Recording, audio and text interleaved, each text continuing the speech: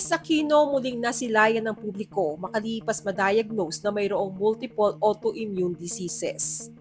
Sa loob ng maraming taon, ang dating masayahin at palaban na Queen of All Media ay tahimik na lumalaban sa matitinding sakit. Ngunit itong February 25, isang hindi inaasahang sandali ang bumago sa lahat.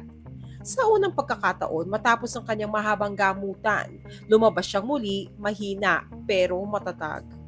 Dumalo si Chris sa People of the Year 2025 ng People Asia upang suportahan ang matalik niyang kaibigang si Michael Leyva.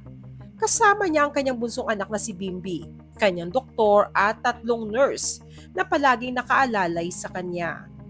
Ngunit sa kabila ng kanyang matapang na ngiti, hindi maitatanggi ang panghihina ng kanyang katawan.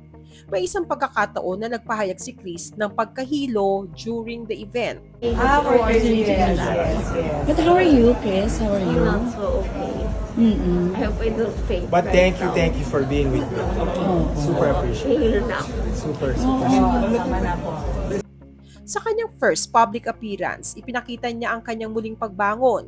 Ngunit sa kanyang mga mata, may bakas ng pagod, may lungkot at may pakiramdam na pilit na itinatago. Humingi siya ng paumanhin sa mga naroon dahil sa kanyang pagka-late.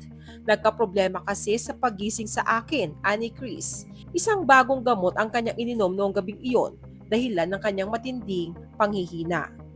Ngunit hindi siya pumayag na hindi makadalo.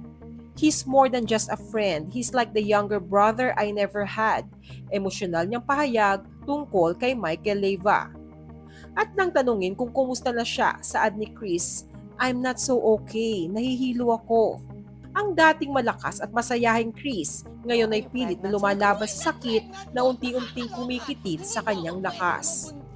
Kasabay ng kanyang paglabas ay ang anibersaryo ng 1986 EDSA Revolution, isang simbolikong pagbabalik.